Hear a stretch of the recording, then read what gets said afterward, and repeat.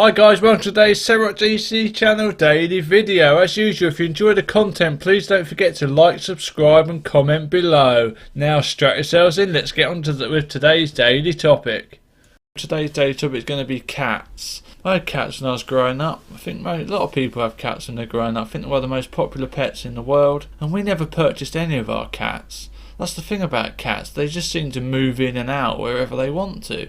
We didn't buy any of them. We had about 4. If they're not looked after properly in one place, they'll just pack it in. They'll go, "What are you doing? You're not looking after me. These people over here look after me. They're at home all day. They feed me new treats and stuff. I'm just going to up sticks and move over there." And that's what happened. 3 of them moved in with us at different times. They never seem to encroach on each other, do they? So as you know, dogs aren't like this. Dogs will stay with their owners. Dogs never seem to leave. Whereas cats, they're not loyal at all. If you're not treating them right, they'll move on. And that's what makes me laugh about when you always see these posters for missing cats, or "I've lost my cat." I don't think you've lost your cat. I think you weren't looking after your cat properly, so your cat's moved out, your cat's dumped you, the cat's moved on to someone where it'd be happier. It's like when you're having a relationship and you've had enough. Like, cats can't send a text message, cats can't write letters, cats can't even tell you. Cats just leave. They'll move on to someone else. Yeah, so I don't have any cats at the moment. I don't have a cat. The only time I see cats now is when they're in my bloody garden leaving me a present. It's like, get out of my garden. The only people that want a cat is their owners, because if you don't have a cat, they're a nightmare for everybody else. It's like the amount of times I put new plants in my flower beds, get up in the morning and they're upended. They take the plant you've just taken out of the hole and they bloody crap in it. It's like, don't crap all over my garden all the time. So I thought, I've had enough of this. So I went out and bought some of that cat repellent stuff. I basically paid £5 for this tube of cat repellent, and you smell it and it's just bloody garlic.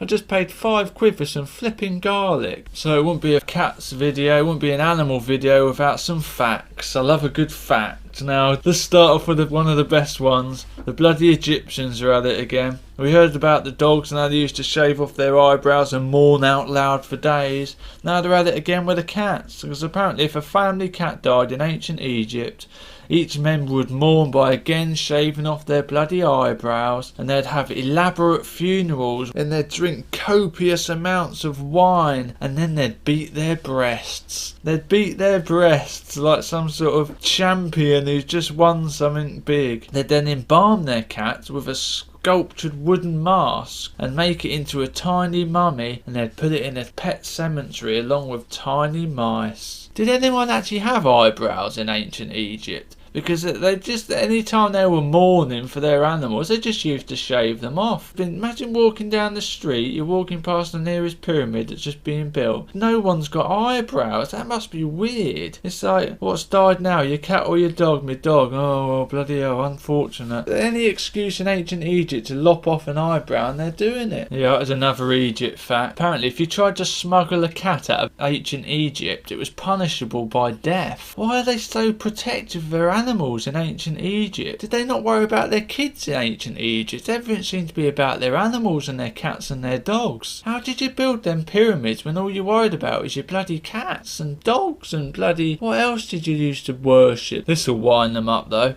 They bloody go to all this trouble to mummify their cats and bloody put them in cemeteries and worship them and drink wine and beat their breasts. But in 1988, more than 300,000 mummified cats were found. And instead of giving them and seeing them off nicely, they stripped them of their wrappings, carted them off to some farmers in England and America, and used them for fertiliser. So what fertiliser is that? There must be just dust after 100 odd years. Hundreds of years, it must just be dust. You wouldn't want to do that, would you? Not after all the trouble they had with these curses of bloody Tutankhamun and all that. So I don't want your flipping fertiliser. It's alright, I'll buy my own fertiliser. I don't need your mummified cats, thank you very much. Here's one that's going to upset cat owners. Every year, nearly 4 million cats are eaten in Asia. 4 million cats. I bet they don't have them as pets in Asia. That's like food. It's like, why is it alive? Bloody get it in the oven. What's wrong with you? You don't have cats here as pets, we eat them. I can't imagine eating cat. Dog, fair enough. The chances are that we've all eaten dogs sometime without knowing it. I know we've all had bloody horse now, thanks to Findus. But bloody cats, I'm not sure I'd want to eat a cat. I'm not sure there'd be much meat on it anyway. Yeah, that is a good one for you. Approximately a third of cat owners think that their pets are able to read their minds. Read their minds? Why do they want to read your mind? All cats are interested in is when you're going to feed them, if you're going to stroke them or not,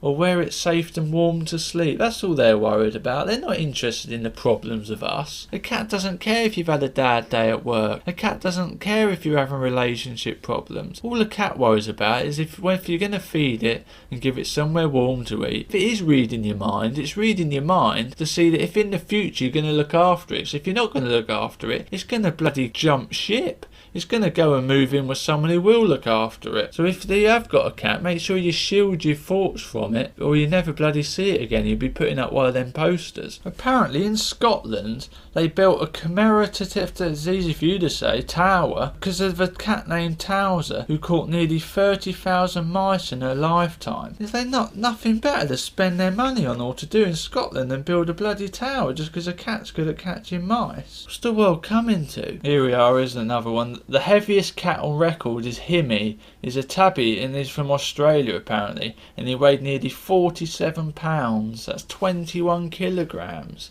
Apparently he died at the age of 10. I bet he bloody died at the age of 10. That's one way to stop it running away, isn't it? Bloody feed it so much it can't even move. And I can guarantee this, I can guarantee its bloody owners weren't like rakes, were they? I bet they were flipping massive bloody units. Apparently cats can make 100 different sounds, whereas dogs can only make 10. I agree with that, because if you've ever been woken up in the night by cats fighting outside your window, they make a damn some 100 bloody sounds. It sounds like someone's being murdered out there. It sounds like someone's being ripped to pieces by bloody animal.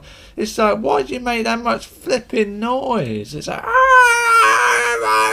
it goes on for ages as well. It's like, what are you doing? Trying to bloody sleep in here? Apparently in 2007 there was a poll that revealed both men and women were equally likely to own a cat. They really got nothing better to do, these people who run polls. That's pointless information to anyone, isn't it?